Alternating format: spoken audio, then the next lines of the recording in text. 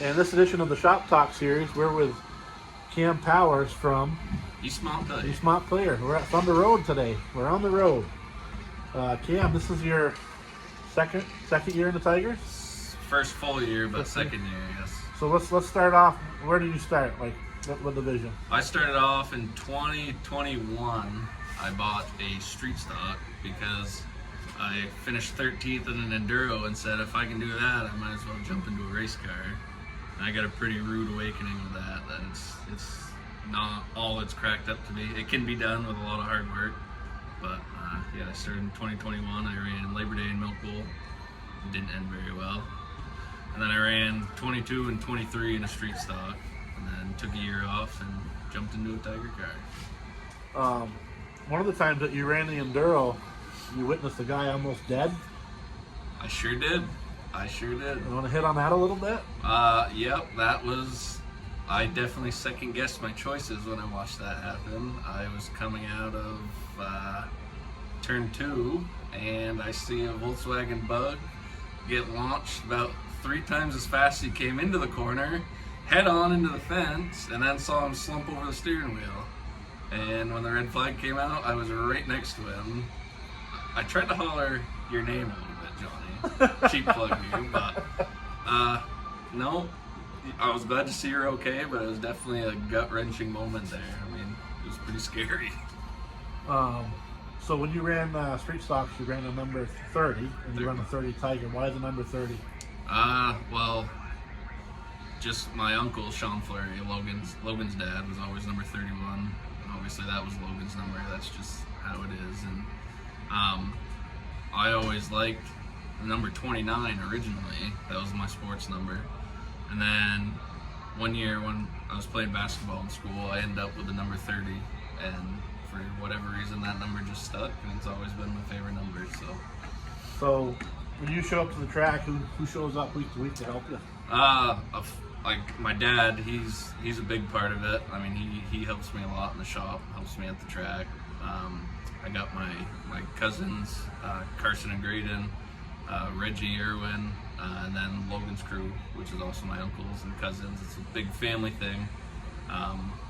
But yeah, Carson and Graydon are learning. They're younger, but they're doing a hell of a job. And probably the 2 stupidest people I've ever met in my life.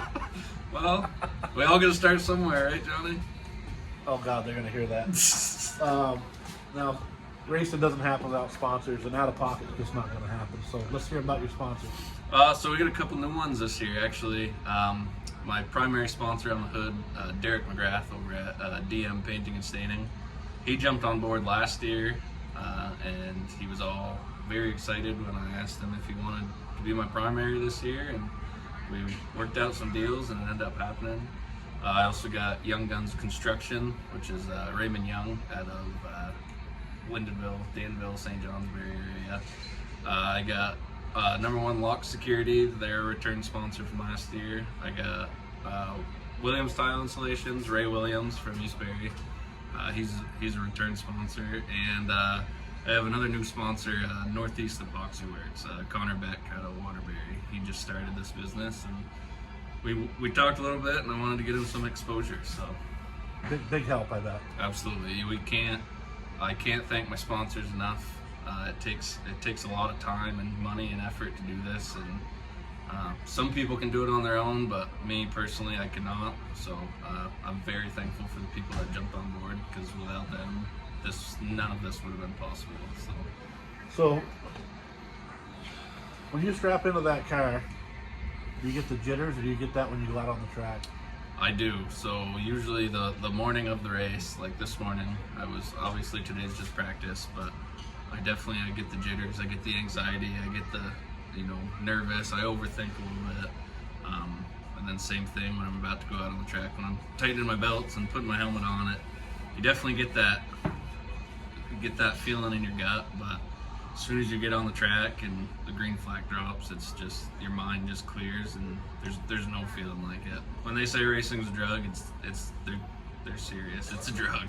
So obviously you haven't had the success in the Tiger that you had in the street stock, because you got a couple 3 podium finishes on your street stock, right? Yeah, I got 2 wins a couple podiums. I finished 4th in points. I led the points for most of the season. Had a couple bad nights, which bumped me back in points. But yeah. So if you're basically in the outhouse and you go to the penthouse, when you get out of that car, it's quite a feeling. Absolutely, it is. My last win was in my street stock, actually, and it's the same thing. I got destroyed one night. Nothing of my doing, nothing of anybody's doing. Just wrong place, wrong time. Totaled the car. You know, you feel really down. All that time and money down the drain. When you get a good crew and a good family like I have, who helps you get the car back together, and you show up that next week, and when they throw the checkered flag, you're the first one across the line. It's an incredible feeling. And how does it feel when you get out and see that crowd? It's awesome, because I mean, these guys, they don't know who we are on a personal level. They see you on the racetrack, but when they see you, there's a lot of support out there. When they see somebody wreck and then next week they come back and win, it's a feeling like no other, for sure. So at some point in racing, it's like, I just want to give up. This sucks. It's not working. Yeah. That turns everything around. Absolutely it does. It gives you, you try so hard to win, and then when you do win, it's like, oh, I want to do that again, and you just push that much harder. I got to do that again. I want to do that again, and you'll do. I mean, me and I know Logan, we put a lot of time and effort into these things with the budgets that we have to try to make them what they are. Any other tracks that you've raced at? I've raced an enduro at Riverside. I rode with Danny Doyle in an enduro at Bear Ridge. That's the biggest mistake of your life, is hanging out with him. It was eye-opening. It was very humbling, but no, it was fun. But no, me personally, I've never raced at another track. You do know that Danny Doyle never passed the 5th grade, right? Yeah. Did you know that Bear Ridge has 6 grooves in it? Because I didn't until I rode with them. So doing double duty, riding in the car, that must be pretty cool. It took about 15 laps to really get comfortable. You have no control. You're just riding along. It's a funky feeling when you're going down the front stretch and you're about 3 inches from the wall, and you have no control if you're going to hit it or not. So and you're trying to steer a car that has no wheel on that side, or putting Yeah. your foot through the floorboard. there was a lot of pushing the air brakes, but there was nothing there. Well, that's pretty cool. Anything else you want to add before we wrap up for today? First of all, I want to thank you for doing these series. This gets us through the winter. I know it was kind of a late start for you, but it's cool to see the process it takes and what people are working on and stuff. I'd also like to thank Capital Concrete, Bruce Rancourt is his name, for supporting it and supporting us, and supporting Johnny, because without him, none of this would happen. Just like sponsors with us racing. So.